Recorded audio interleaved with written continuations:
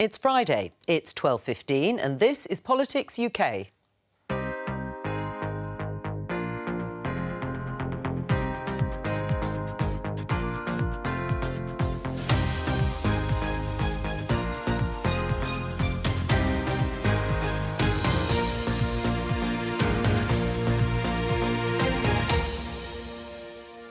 Welcome to your weekly roundup of parliamentary highlights from across the UK. I'll be joined by colleagues in Cardiff, Belfast and Edinburgh, and here in Westminster by our parliamentary correspondent Susan Hume. This week, after 27 people die trying to reach Britain, how can these dangerous channel crossings be stopped? What happened yesterday was a dreadful shock, but it is also a reminder of how vulnerable people are put at peril. Yesterday's terrible tragedy must be a moment for change. The time for urgent action to save lives is now. And at PMQs... Is everything OK, Prime Minister? Prime Minister! Well, Mr. Speaker, I tell you what's not working, it's that line of attack. We're delivering for the working people of this country. Boris Johnson faces questions on leadership. Some of his own MPs criticise the government's plans for social care.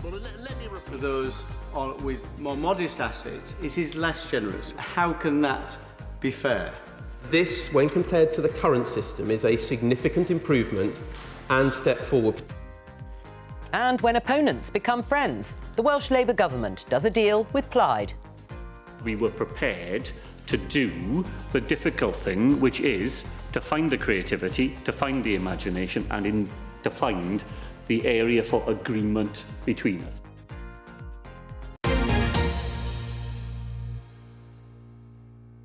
Welcome. Let's start with Susan Hume here in Westminster and the tragedy that unfolded at sea. MPs have been talking for many months, really, almost years, about the numbers of people crossing the English Channel in small boats trying to reach the UK. Understandably, that debate took on a much greater sense of urgency, Susan, after tragically 27 people lost their lives at sea. Yeah, just heartbreaking news that really swept aside all other political issues towards the end of the week. And as you were saying, Joe, it is something that they've been wrestling with for many years, but it has been coming into sharper focus because while the UK doesn't have as many refugees as, say, Turkey, which has millions, the number of people crossing in the small boats has shot up. 26,000 this year so far, which is 3 times the previous year. And they say that another 20,000 have been turned back. Both the French and the British governments blame the people smugglers, of course, for encouraging people to make these dreadful, precarious journeys. But they've been blaming each other too. So the UK has said that the French could do more to stop people making the journey from launching these boats. The French say it's too easy for migrants. They know it's easy to disappear into the system in Britain, and that there should be more legal routes for people to claim asylum here. And the Home Secretary broke off from her talks with the French to make a statement to MPs. These journeys across the Channel are absolutely unnecessary. But as I have been warning for 2 years, they are also lethally dangerous. What happened yesterday was a dreadful shock. It was not a surprise, but it is also a reminder of how vulnerable people are put at peril when in the hands of criminal gangs. There is also, Madam Deputy Speaker, no quick fix. This is about addressing long-term pull factors, smashing the criminal gangs that treat human beings as cargo, and tackling supply chains. I pay tribute to the National Crime Agency and our frontline law enforcement officers for the work that they do. And I heard what the Home Secretary said in her statement about law enforcement cooperation. But can she also tell the House what she will do to deepen that intelligence and law enforcement cooperation with the French authorities and indeed other countries?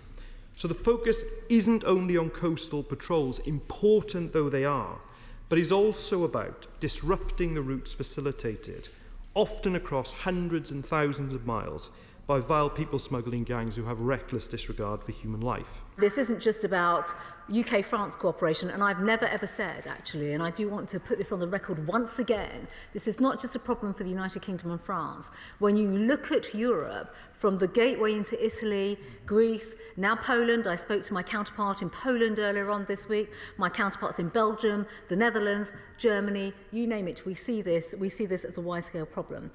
What an appalling and entirely foreseeable tragedy. Will the Home Secretary agree with me that we cannot wait on her excellent bill? We cannot wait on the French cooperating with us and taking these poor people back, as they should. We have to act now in a national emergency to save lives. There are only 2 countries in the world who have solved this problem. Australia, which has an offshore processing centre, and Greece, that does pushback. We have to be tough. We have to face down the human rights lawyers. If governments are weak, people die. Does the Home Secretary accept that the only way in which people traffickers and gangs can operate is because of the absolute desperation of people across Europe and indeed across the world? And instead of concentrating on more frontiers, more barbed wire, more surveillance and so on, not just in this country but all across Europe, what we should be doing is looking at the causes of asylum in the first place, the environmental disasters, the wars, the abuse of human rights, the poverty. So yesterday was a very sad day, and I think all of us would have been moved seeing those reports. And for me, as I put my children to bed yesterday, I just thought about the conditions that that poor child went through. And we cannot allow this situation to be exploited by those pushing the anti-immigration agenda. The tragedy in the Channel draws into sharp focus an issue about which we have no doubt of the Home Secretary's determined intentions, illustrated by a Borders Bill, which will go some way to fixing a broken asylum system, gamed by traffickers, by economic migrants and by rights lawyers. But she needs to go further. And that's why the Common Sense group of MPs have written to her saying we need to disrupt those criminal gangs, we need offshore processing of claims, and we need to turn around boats in the Channel, as the law allows us to do. For people who voted to take back control have every right to ask the question, if you can't protect the integrity of the borders, what can you control? The Foreign Affairs Select Committee 2 years ago concluded that closing down safe routes drives people into the hands of people smugglers. So will she immediately withdraw her dangerous nationality and borders bill, which does just that, and put in place safe routes of passage to avoid more tragedies? Deputy Speaker is no, and that's effectively the Nationality and Borders Bill does create safe and legal routes. Now, the government has some legislation going through Parliament at the moment. Susan, they say it'll address the issue. It's called the Nationality and Borders Bill. What does it actually include? Well, it does a number of things to try and stop people coming through backdoor means. So it would create a new offence of knowingly arriving in an illegal fashion. It would allow people to be processed overseas or in offshore from the UK. And it's something that Labour say they won't support because they say it contravenes international conventions on refugees, and that it actually damages the UK standing in the world. Susan, thank you for the moment. We'll come back to you later on in the programme. Time to go to the Welsh Parliament and speak to our reporter there, Cemlyn Davies. Hello to you, Cemlyn. You will have heard there in the headlines a deal has been struck between the Labour government in Wales and Plaid. How did it come about? Yes, Joe, after weeks of negotiations, Welsh Labour leader, First Minister Mark Drakeford and Plaid Cymru's leader Adam Price held a joint news conference on the steps of the Senedd on Monday to announce that they had reached a deal to cooperate here in the Senedd over the next 3 years. Labour, remember, hold exactly half the seats in the Senedd, one short of a majority, and Mark Drakeford had said that he needed a deal of some kind in order to be able to accomplish some of the challenging and ambitious things he said he had planned. This is a wide-ranging agreement covering dozens of policy areas. It includes extending free school meals to all primary school children, expanding free childcare, reforming council tax and increasing the size of the Senedd as well. Now, the Welsh Conservatives have criticised the agreement. They say it does little for the NHS and it will cause constitutional chaos. Well, during Tuesday's session of First Minister's Questions, both Mark Drakeford and Adam Price tackled that criticism head-on. They say it does nothing for the NHS, and yet at its heart is the creation of a national care service that will make the single biggest contribution imaginable to solving the long-term challenges of the health service. We pledge together to feed our children and care for our elderly, and all they can come up with is their usual negativity and bile. I'm not surprised the Daily Telegraph doesn't like radical action on second homes, but when they and the Tories line up against Wales, isn't that the surest sign that we must be doing something right? The agreement that his party and mine have struck is different to any previous form of agreement, but that is because we were prepared to do the difficult thing, which is to find the creativity, to find the imagination, and to find the area for agreement between us. As a result, we will be able to achieve things in this Senedd for people right across Wales that might not have been possible otherwise. I think that will be welcomed. I think people outside the Senedd do expect us to work together when we can. Now, it's worth making it clear that this isn't a formal coalition deal. Plaid Cymru won't have ministers in the Welsh Government, but we do understand that they will be able to appoint special advisers to help make sure that these policies are delivered.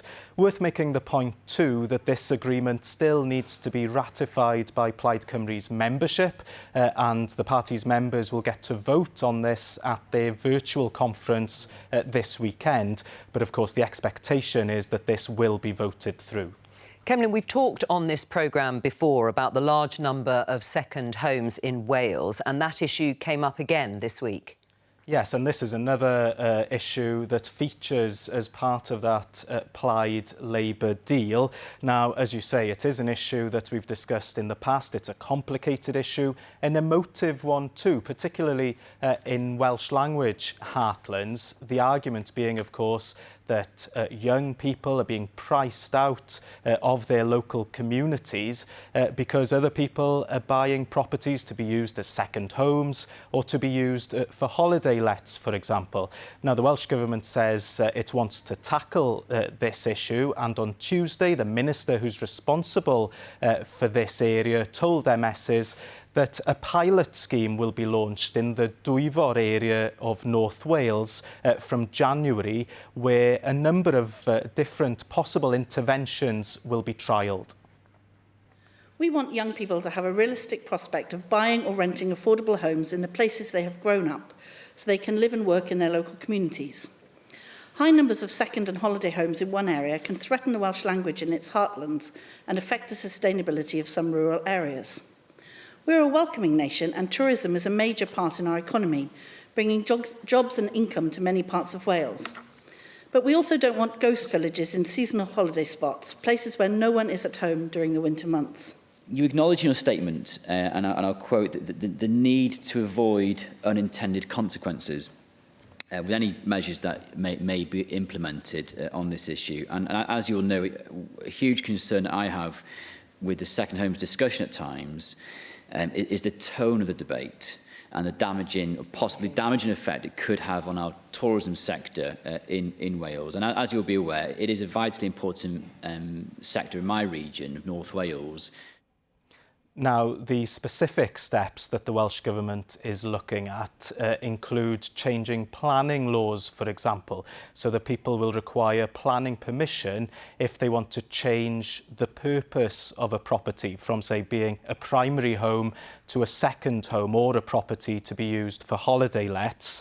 The government is also looking at changing the rules around council tax in this area as well as another potential solution. And the First Minister, Mark Drakeford, was also facing questions this week about mental health services in North Wales. What was the context for that? Yes, he faced questions about a report that was actually written back in 2013, but it was only made fully public last week following years of calls for it to be published from campaigners. And it's a report into the Hergest mental health unit in North Wales. It is a damning report. It describes a culture of bullying and low staff morale. It also says a breakdown in relations between management and staff put patients at risk. And it all led to this question from the Conservatives. Do you, as the Health Minister at that particular time, accept any responsibility whatsoever for the harm that was suffered by patients? And what action is now being taken to hold those people who were responsible for the failings identified by Holden to account for what went wrong?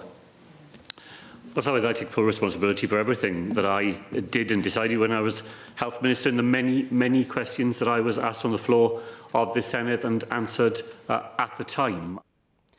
Well, the First Minister also said that improvement had been made in North Wales, and the Betty Cadwaladr Health Board, which serves the region, has also said that improvements have been made, although the Health Board also says that more can still be done. Interesting. Thank you. Cemlyn Davis there, our reporter at the Senedd in Wales. Let's return to events here, Susan, in Westminster, because the Prime Minister has been under pressure on a whole raft of issues in recent weeks, ranging from the railways and that big announcement from the government, which we covered on this programme last week, to social care. That has been a very big focus this week, and those issues were very much reflected at PMQs. What happened? It was another gale force Prime Minister's questions because some of those political pressures on the government. As you say, social care, the government came up with a change which is reckoned will make the proposals less generous towards poorer families. So there was quite a lot of political pushback on that. And also there was that speech, that rather unusual, shall we say, speech from the Prime Minister to business people at the CBI. What are you thinking of, Susan? I can't imagine. Well, I think it was the references to Peppa Pig World, the broom broom noises, as he was explaining how a car gets off from the traffic lights, and the pauses where he lost his place in his speech. I can sympathise with that, so who am I to criticise?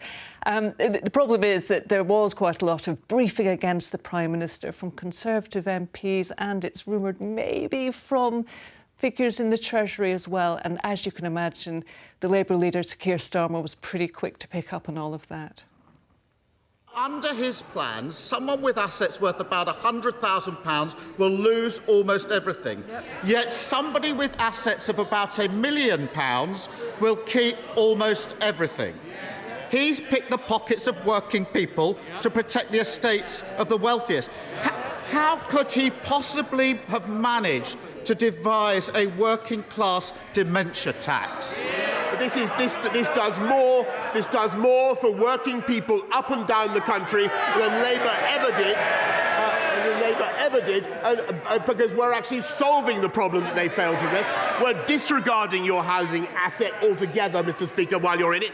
It's a classic con game, a Covent Garden pickpocketing operation. The Prime Minister's the front man, distracting people with wild promises and panto speeches, whilst his Chancellor dips his hand in their pocket. But now the Prime Minister's routine is falling flat. His Chancellor is worried that people are getting wise. His backbenchers say it's embarrassing. Your words. Your words.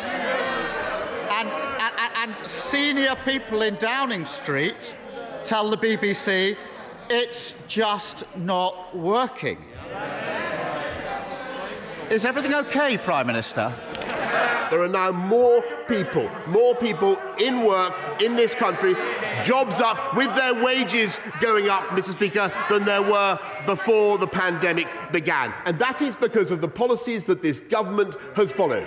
Whether it's on rolling out the vaccine, if you remember that he opposed, whether it's on investment that he opposed. He did, Mr. Speaker, he didn't want to invest in the vaccine task force. I seem to remember. Or whether it is making the strategic investments that we have. If we listened to Captain Hindsight, Mr. Speaker, we would have no HS2 at all, because that was what he stood for. And if we listened to him, we would all still be in lockdown, Mr. Speaker. The Prime Minister's officials have lost confidence in him. Tory MPs have lost confidence in him. The letters are going in, and the public have lost confidence in him. Why is he clinging on when quite clearly he simply isn't up to the job? Prime Minister. Mr. Speaker, I might ask the right honourable gentleman what on earth he thinks he is doing, talking about party political issues when what the people of Scotland want to hear is what on earth the Scottish National Government is doing. They're falling in the polls, Mr. Speaker. Their cause, yes they are, their cause is falling in the polls, and considering their manifold failures on tax, on education and all the things the people of Scotland really care about, I'm not surprised, and I can see some agreement on the benches opposite. So lively exchanges at PMQs this week. We heard, Susan, the Prime Minister and the Labour leader debating the government's social care plan, and one particular aspect of those reforms has led to a row this week. Yes, and it's all quite complicated, so I'll try and do it without a flip chart or pens. It's all to do with the cap that the government wants to bring in of £86,000 on what people in England would pay for social care. That is to help with things like washing and dressing, not the residential costs if you have to go into a care home. They have introduced a change rather last minute, which would mean that if you are already poor enough to need help, state help, to pay for those care costs, that won't contribute towards that cap. It will be discounted and therefore it will be harder for you to get to that level. Also, that affects obviously poorer people, people who, if they own their homes, may live in areas with lower value homes, so there'll be less of that money left to be able to pass on to your family. This has worried a lot of Conservative MPs as well, who have grabbed those seats in some of those northern poorer areas from Labour and want to hold on to them. So there was quite a row about that late on Monday night. The government, I must say, has said that you have to look at the whole package, that they are bringing in other things. And, for example, they're making it easier for people to get some state help to pay for those costs. At present, 1 in 7 adults over 65 face care costs of over £100,000 over their lifetime.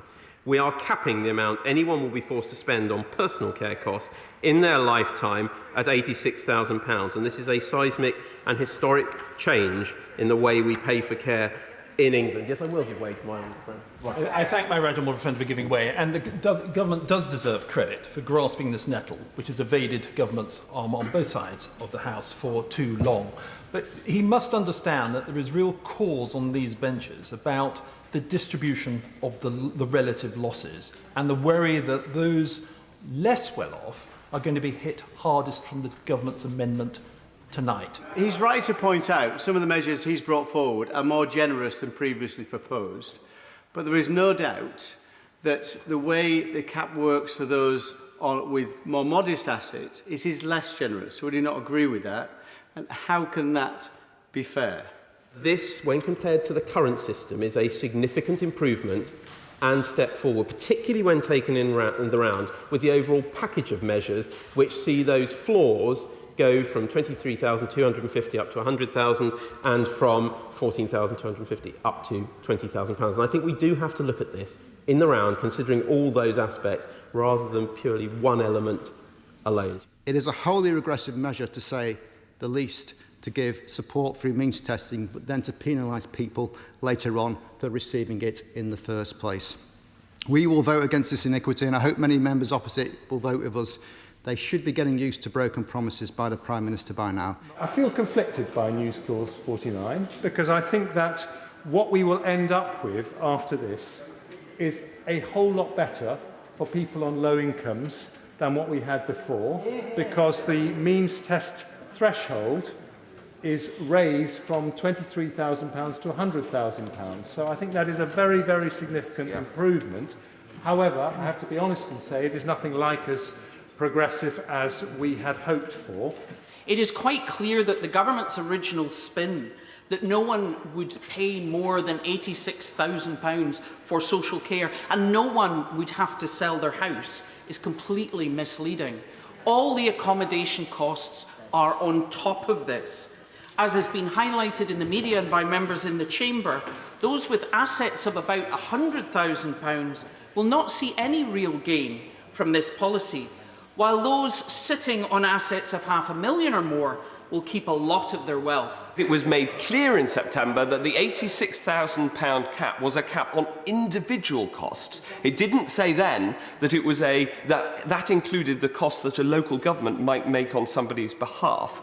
And it's, I think, a strong Conservative principle that when we say we're capping the costs that an individual pays, we don't include the costs that another part of the state should pay. It has been months since the Prime Minister announced his plan to fix social care, but it is unforgivable.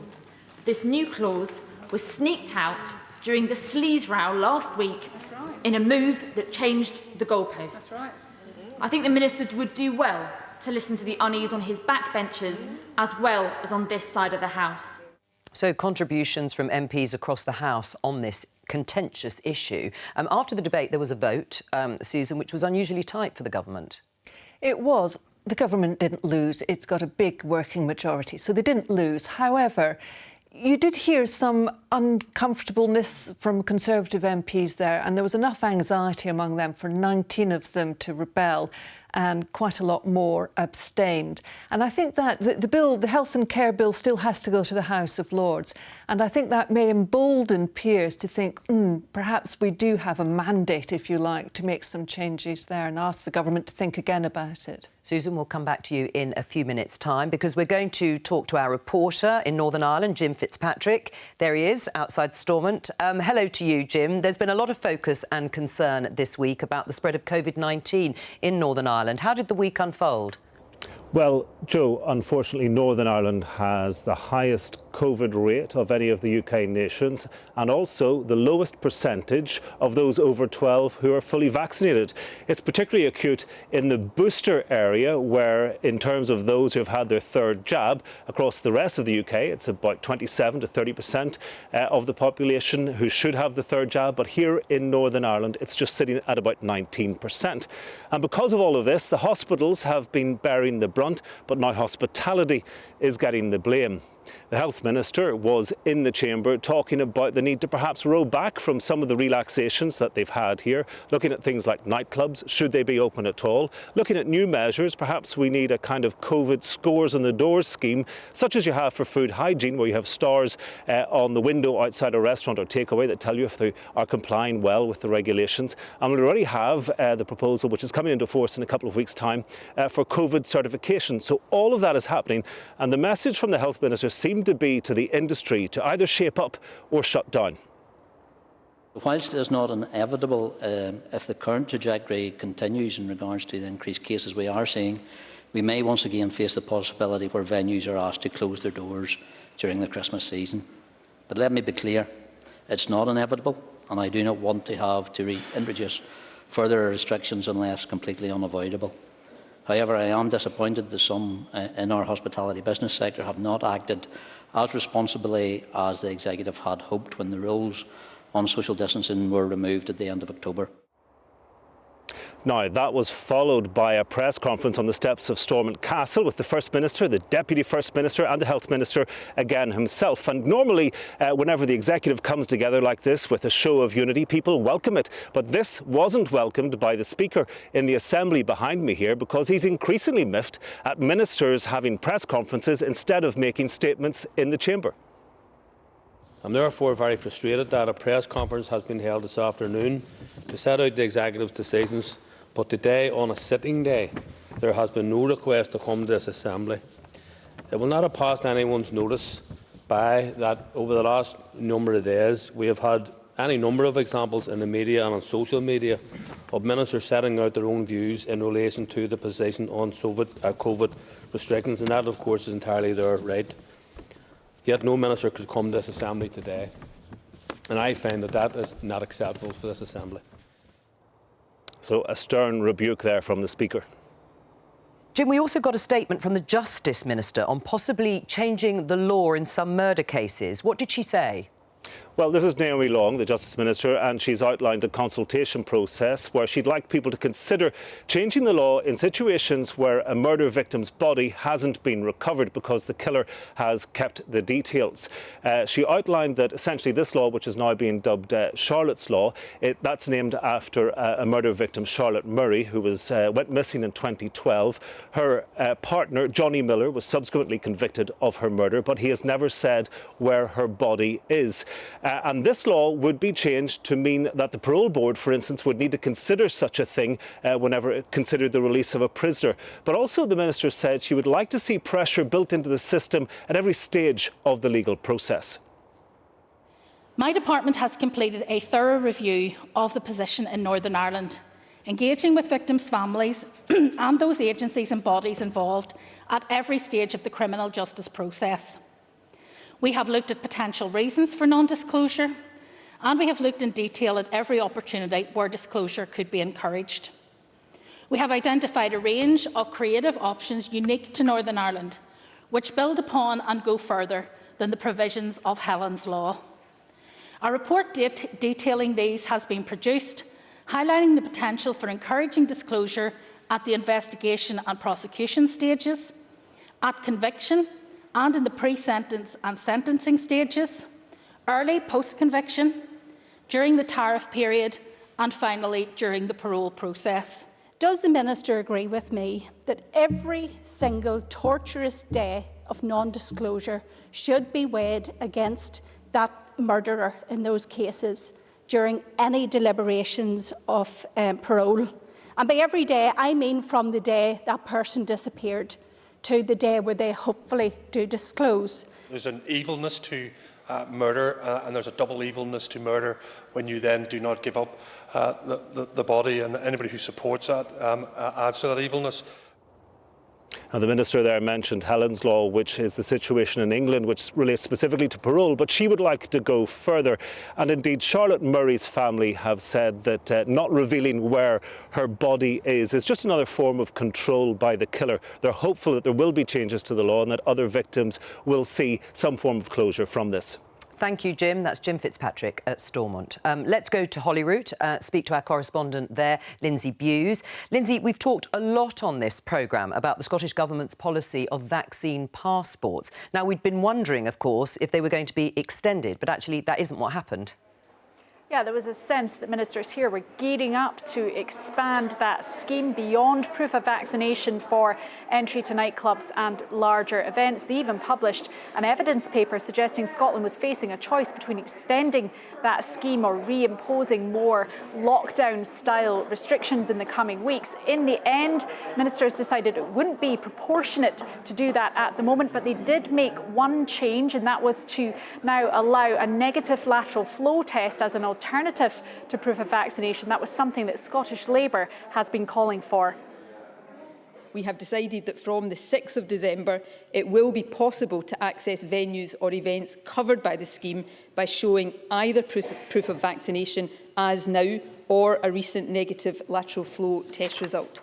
When we first launched the scheme, one of its primary objectives was to help drive up vaccination rates. This is still important, obviously, but actual and projected uptake rates mean we judge it possible now to include testing.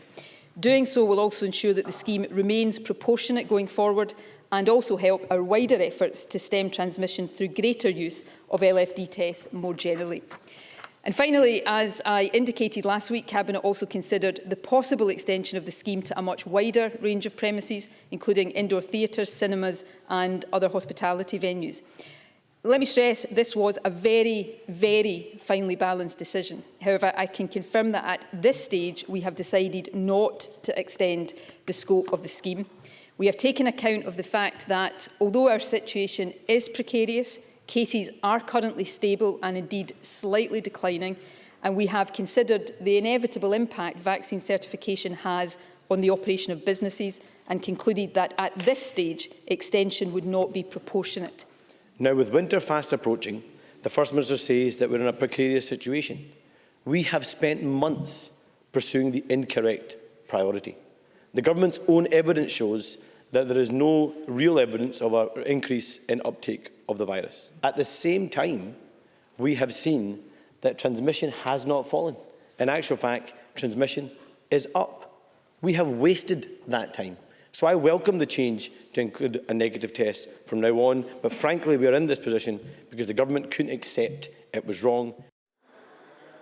Now, opposition parties do not support the vaccine passport scheme. There has been a lot of pushback here from business as well, but the Government has said that it will keep the possibility of expansion under review should the COVID situation here worsen. I think it would be politically quite a difficult decision for them to make as we get closer to the festive period. Something else that's been discussed, Lindsay, members have been looking at improving the situation for women who need to have mesh implants removed. What does the proposal involve?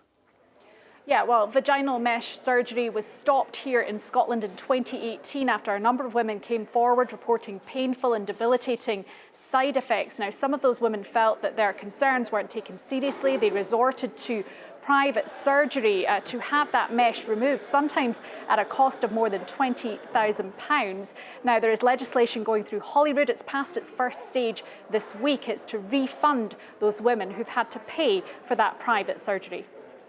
It is wrong that women felt that their only option was to dig deep into their pockets, some of them having to take out loans, some of them having to borrow money from friends and family. I think all of us can agree that it is wrong that those women felt that this was their only option. The Government is determined to ensure that women never have to feel this way again. The successful passage of this bill will put in place a scheme that will make sure that these costs are met and women involved are no longer at a financial disadvantage. And as the Health Committee has heard in person, and I would like to place on record my thanks to these brave women with harrowing experiences of mesh surgery, and so many face scepticism. They were simply not believed when they were crying out for help. The debilitating pain, infections, reduced mobility, autoimmune issues, difficulties with intimacy and psychological strain. They were simply not believed. It's no surprise that so many women sadly lost trust in our NHS. The Government has also agreed to pay for surgery privately for women in the future who don't want to have that process done on the NHS, but there are also concerns about how long it's taking to put that in motion. I think that is an issue that will also be returned to as we see this legislation progress here at Holyrood. Lindsay, at First Minister's questions, the Scottish Conservatives raised another issue, the issue of violence against women and whether the Government's policies are working. Yes, Douglas Ross going on justice again at First Minister's questions on International Violence Against Women Day. He raised a number of cases where women have been the victims of violence, and he questioned whether notification schemes for victims were actually working as they should be here in Scotland. He said that there were 4,500 prisoners with a release date, but that in only 37 cases had victims actually been informed of that release date. How can women who suffer the most horrific crimes and their families feel safe when they're kept in the dark about the release of dangerous offenders? They have no idea if they'll be walking down the street in their own community and come face to face with their attacker. The justice system is stacked against victims. We have to change this to prevent another case like what happened to Caroline Glacken, to prevent another case like what happened to Esther Brown, to prevent another case like what happened to Michelle Stewart. When will the First Minister's government finally take the action desperately needed to keep women safe from these crimes? First Minister. These are important issues. I don't believe it is the case that the justice system is stacked against victims, and I don't think that is a fair representation. But I do believe it is the case that the justice system, like all parts of our society, has to change to respond better to the needs of women who are subject to violence, and I readily accept that responsibility. It is the case that the government is taking forward a range of changes and reforms because some of what Douglas Ross has cited is not good enough. Victim notification is one of those areas. It is important to say, and I don't say this in mean to suggest that it is in any way the majority, there will be some victims of crime who do not want that information for reasons that are important to them. Now, one of the reforms Nicola Sturgeon was being asked about is Maskell's law. Now, Maskell Stewart was murdered by her ex-boyfriend, and her family have been campaigning for changes so that the victim's family's welfare is taken into account when parole is being considered for the perpetrator of that crime. Now, Nicola Sturgeon said there had been some delays to reforms caused by the pandemic, but the Scottish Government is still committed to putting those into effect. Thank you for all that, Lindsay. Lindsay Buse there at Holyrood. Susan, let's talk about one more story. We've still got time. The relatively new Culture Secretary, Nadine Dorries, was being questioned by MPs this week as to her Select Committee hearing. It was a somewhat unusual hearing, wasn't it? Yes, the Culture Secretary got a bit caught up in the culture wars, really. Now, Nadine Dorries, she's got a great backstory. She's been a nurse, she's been a reality TV star on I'm a Celebrity. Who can forget her down in the jungle, Absolutely. eating bugs and whatnot? And she's a novelist as well, so she's got some good credentials to be Culture Secretary. However, with her background, she's often been quite outspoken on social media and other places in the past.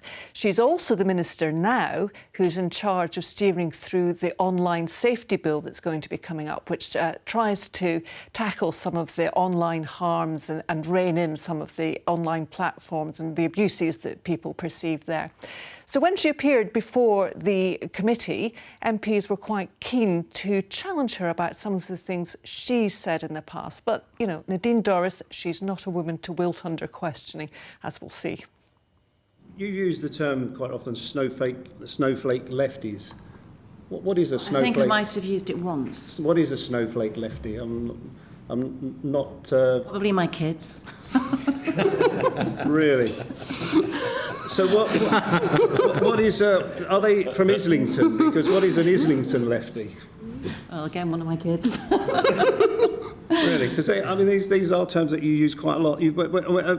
When you were asked about... I might have used it once in a general term. I've certainly never used it as a Secretary of State, which is what I'm here as today. When you were appointed, the arts sector criticised your appointment, and at Tory conference you called them accused them of being of having left-wing snobbishness and elitism. Is there an obsession with people who don't disagree with you being lefties? Well, I think the arts sector is a pretty huge sector. I don't think they all opposed my position, but there were certainly a vocal number, mostly, in fact, actually, probably wholly male, who are quite used to and frequently comment and continue to do so. So were they all people from the left? Yes, I think there were a number of people who sadly used my appointment as a means of political attack. So Nadine Dorries defending herself there under grilling and scrutiny from the MPs on that committee. What else is in her in tray? As you say, she's got this online safety bill or online harms bill, as some people call it. She's got quite a lot going on elsewhere too. Yeah, so of course that online safety thing, it's a real flagship thing for the government, and they reckon that they are leading the world, in fact, in trying to rein in some of these online platforms. But it's not the only thing. She'll be looking at the future of Channel 4 as well. There was a little bit of a change of emphasis, it's felt, on that, because I think people had thought that the government was very determined to privatise Channel 4. And Nadine Dorries has been saying, well, actually, haven't decided anything yet. It's all still open, it's up in the air, and I'm still looking at it. Susan Hume, thank you very much. It'll be a busy week, as always, these days, next week, but that's all we've got time for today. I'll be back on Monday with Politics Live at the earlier time of 11:30, so put that in your diaries, to bring you coverage of Nicola Sturgeon's speech at the SNP conference. Do join me then. Have a very good weekend. Bye-bye.